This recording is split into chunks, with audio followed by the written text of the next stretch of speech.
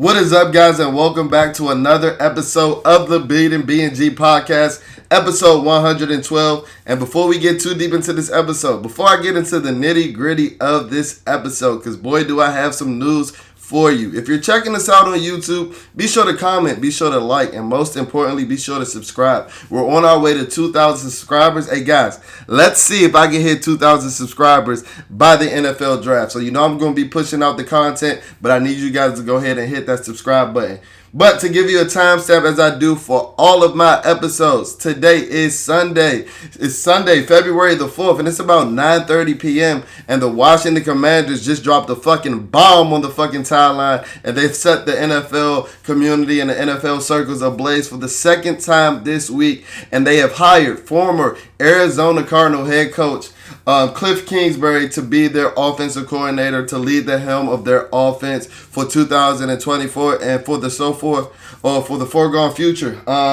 We haven't gotten any contract terms, or we haven't even gotten any contract details yet, so I don't know how long he'll be at the helm, and if our offense is too successful, or if they are pretty much successful and he turns this offense around, we know how the NFL goes. We know that he'll be plucked up by another team to be their head coach, because that's just the state of the NFL. The fresh young offensive mind gets plucked up, and I think that if he's able to, rehabilitate his image with Washington, I don't think that he'll be a bad coaching candidate at all. Let me give you some of, Kliff Kingsbury biography and why am I a huge fan of this hire, and why this hire makes me like the Dan Quinn hire just a little bit more. I know we were on here ranting a couple of days ago, but just as much as I dislike the Dan Quinn hire, matter of fact, no, I like the Kliff Kingsbury hire more than I dislike the Dan Quinn hire.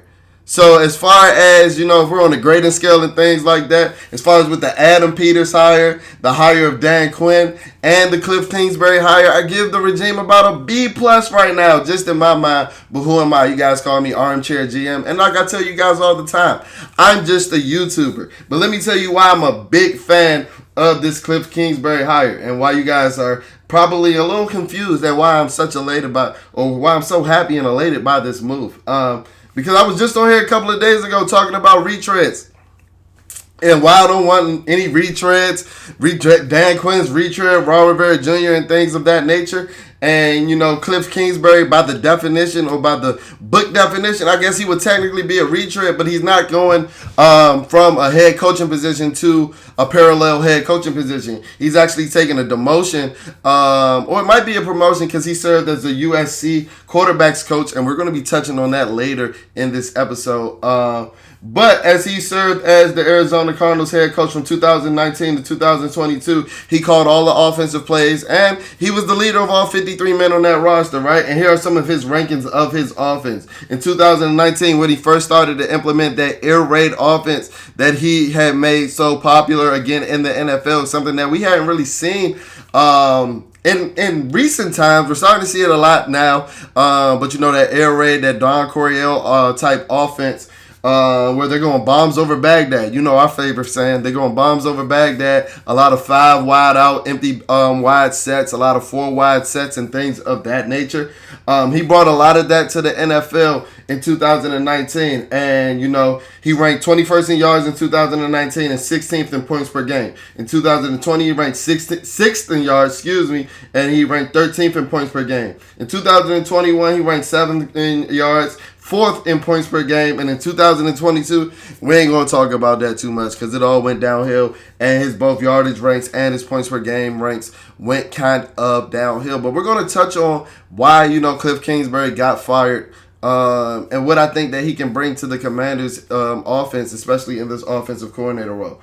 And the reason that I love this move, guys, is that, like I told you in my Dan Quinn episode, I didn't like the Dan Quinn move as such, because it seems like we were getting away from what the NFL is leaning towards, and that's young and innovative and offensive. I didn't even necessarily have a preference of offensive or defensive for the head coach, but the NFL is leaning towards, the young offensive-minded head coaches and things of that nature, and the Dan Quinn hire did everything to cancel out those notions.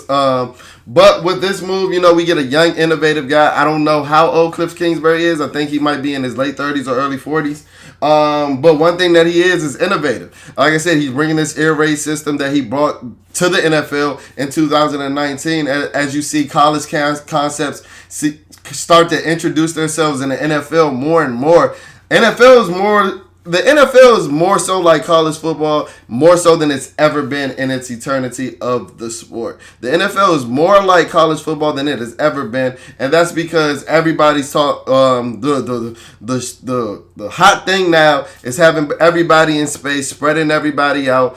Running on the outside. Having an athletic quarterback that can make off-platform throws, that can be a threat in the run game, in the passing game, a dual threat type of quarterback. They look for guys that have a baseball type of background, and that leads me into my next point, and it's that Kliff Kingsbury clearly has a type. Kliff Kingsbury clearly has a type. If you look at some of the quarterbacks that he's worked with Patrick Mahomes at Texas Tech in college. He worked with Baker Mayfield in college. He worked with Johnny Manziel in college, and then he worked with Kyler Murray in the NFL. And what does this tell you? This tells you that he works with quarterbacks that aren't the biggest of statures. They're athletic. They're mobile enough to make a play off platform outside of the pocket. They're not necessarily scramblers, but they're athletic type, dual threat type QBs who we give these dual threat type labels in the NFL today.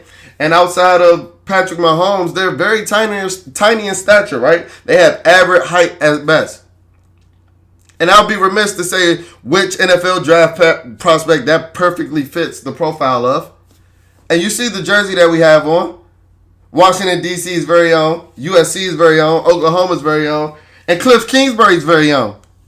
Kliff Kingsbury's very own, being that Kliff Kingsbury was Caleb Williams' quarterback coach at USC for this past 2023 season. All the more reason why I've been telling y'all for months on end that we've been getting Caleb Williams. And this just adds more legs to the story. Because let me point out something. This was something that I've been, thinking about all day when the news was coming out that, Kliff Kingsbury was one of the leading candidates for the Washington Commander job after he had actually withdrew from being hired. The Oakland Raiders were actually ready to hire him. He backed out of that deal, and something that I wanted to, put on you guys' mind in Washington Commanders community and things of that nature is that we got to remember Kliff Kingsbury withdrew from a job, right? And for him to do that, he had to be told something from the Washington Commanders brass, from the Caleb Williams brass, from somebody from those involving parties for him to make this move. Something had to be told to him. He had a job. And then he withdrew from that job. Nobody in their right mind does that unless they know something, unless they know the grass is greener on the other side, to be honest. Unless they know the grass is greener on the other side. So I don't know if it was somebody from the Josh Harris, the Adam Peters camp that dropped the tip or dropped a little birdie in Adam Peters. In Kliff Kingsbury's ear. I don't know if it was somebody from the Caleb Williams camp that dropped a little birdie in Adam in Kliff Kingsbury's ear. But somebody dropped a little birdie in that motherfucker. Somebody did it. And guess what? I thank them for doing that. How long have I been telling y'all that Caleb Williams is going to be a Commander? Do you believe me now? And just looking at it outside of the Caleb Williams factor, I think that this is a positive move for the Washington Commanders as a whole. I know some of you guys are going to look at Kliff Kingsbury like, oh, another failed head coach. Kind of like how I looked at the Dan Quinn hire, and I perfectly understand it. But what I was mentioning when I talked about Dan Quinn in his episode is that Dan Quinn is the leader of all 53 men. Kliff Kingsbury just got to worry about his offensive side of the ball. And he's an offensive wizard. If you ask anybody in the NFL circles, in the college community, Kliff Kingsbury, one thing he does know about football is the offensive side of the ball. And he's somebody that is willing to adjust. If I can remember in 2019, if you guys are real football fans, if you guys can remember, in 2019, Kliff Kingsbury was running 5 wide out. And we were looking at that offense like, what the fuck is this? And we didn't think that he was going to survive.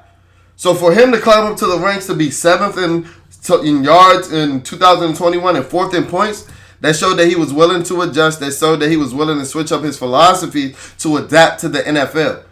And now he don't have to worry about that fucking defensive side of the ball or special teams. He can solely make his commitment on the offense, whether it be Caleb Williams or not. I love this hire.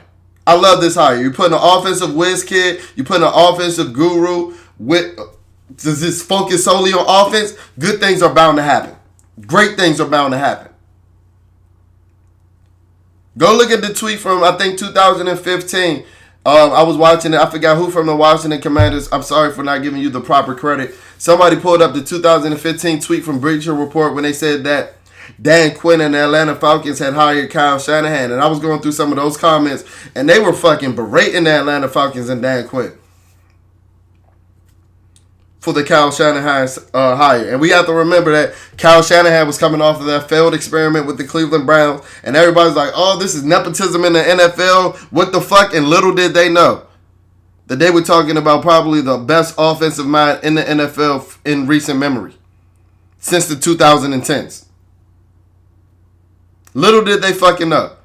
And I see a lot of people, or a few people, because the news just dropped a couple of minutes ago, that they're a little upset with this hire. Like I said, looking at it at the aspects of, you're bringing in another failed coach. Well, don't be those guys that shitted on that Kyle Shanahan move. That's all I'm going to say. Don't be those guys. Because if you look 9 years later, Kyle Shanahan has been to, three Super Bowls with a chance to win his first one. 2 as a head coach. Because he had a chance to rehab his image under Dan Quinn. And that's what I said at the beginning of this episode. This hire makes me love the Dan Quinn hire a little bit more. And no, I don't want to be that flip-floppy, wish-washy fan. But one thing that I did hear, I mentioned it in my last episode, is a positive or a pro for, bringing in a guy like Dan Quinn, is that he's going to make elite hires on his coaching staff. Something like Mike Shanahan did in the 2010s when we had that elite coaching staff that you see the graphic on every fucking Sunday with Mike McDaniel, Matt LaFleur, Kyle Shanahan, you name it, Sean McVay. I think Dan Quinn has some of those capabilities because if you look at his staff that he accumulated in Atlanta, it had the likes of Kyle Shanahan. It had the likes of Raheem Morris, 2 future head coaches, amongst many others. Amongst many others that have had success in the NFL since they have left Atlanta. And then for Kliff Kingsbury to be his first hire, I think that he might be on his Atlanta Falcons Super Bowl run right now. And if he's in his bag like that, and if he's learned from his mistakes, like Logan Paulson told us, I'll be the first to eat crow. I'll be the first to eat crow. Because like I said, Kliff Kingsbury is looking to rehab his image. So guess what? He's going to put his best foot forward. I know we said that same thing with Eric Bieniemy, and I don't know what and he proceeded to let Sam Howell drop back 77 times a game. But just using keen logic, I don't know what the fuck with that. Last year, we're going to leave last year, and last year, we're going to leave Eric Bieniemy where Eric Bieniemy needs to be left at. Sorry for all you EB truthers. But now we know for a fact that he's finally out of there. Thank God. Thank the Lord. Keen logic tells you if you're looking for a guy that's looking to rehab his image, that's looking to, promote himself in the NFL to potentially be a head coach, he's going to put everything he got into this fucking role. He's going to put everything he got into this fucking role to go along with his IQ and his smarts that he just has all for the offensive side of the ball.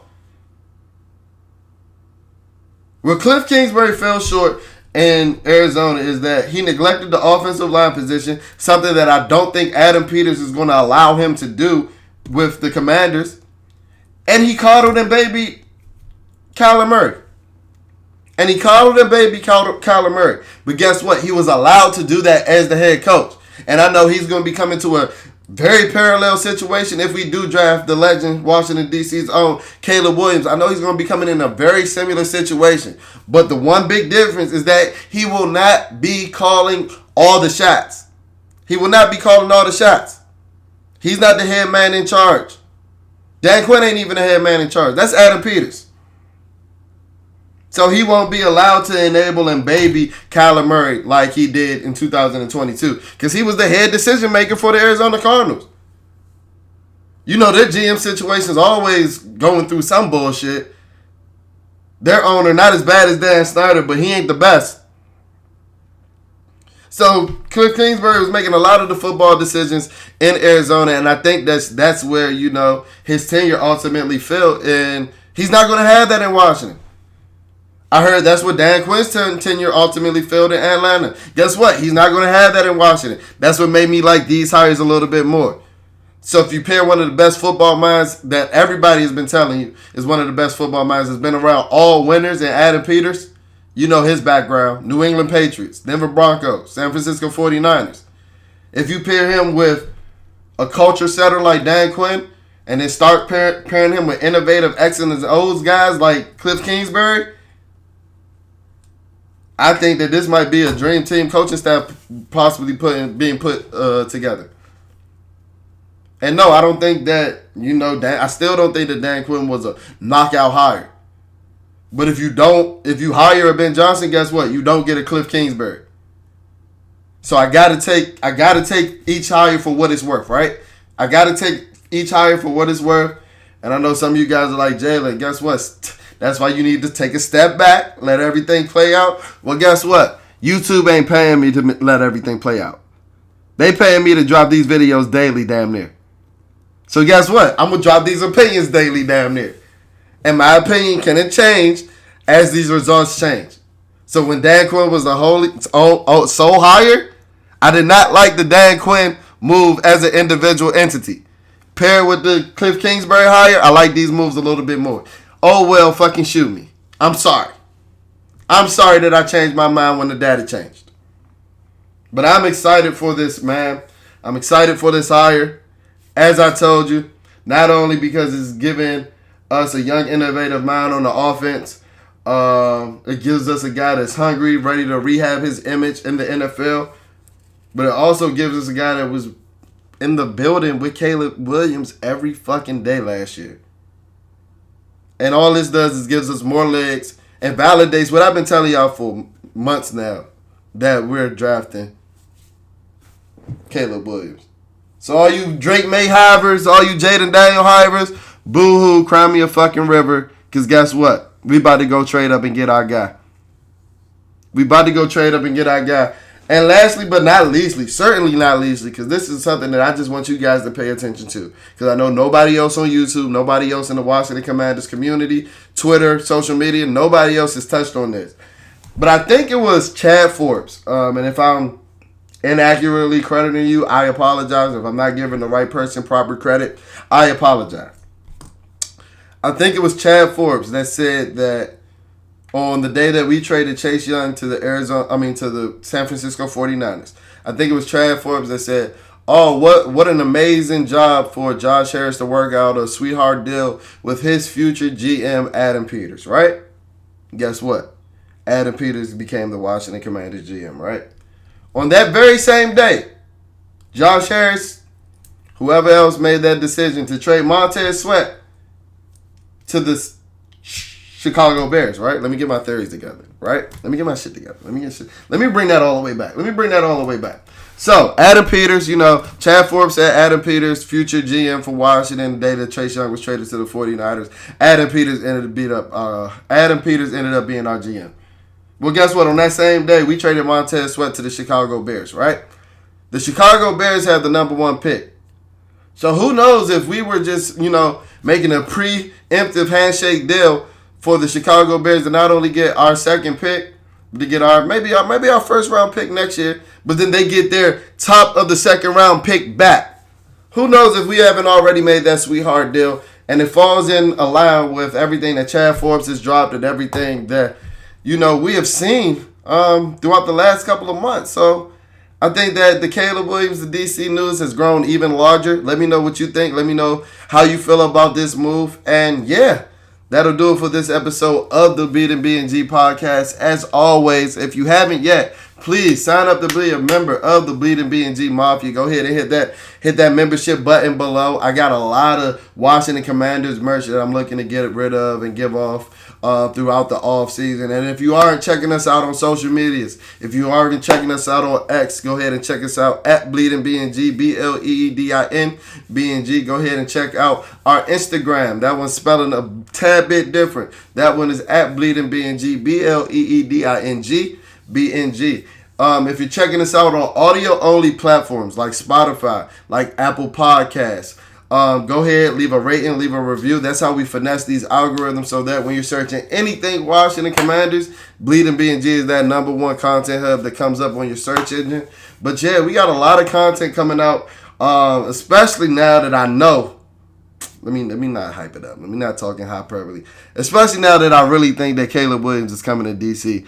We might have some Caleb Williams film study to drop. But make sure you paying attention to this page. Make sure you tapped in because you know we coming with the greatest, the latest, and the most raw, uncut, and unfiltered analysis over here in Bleeding BnG.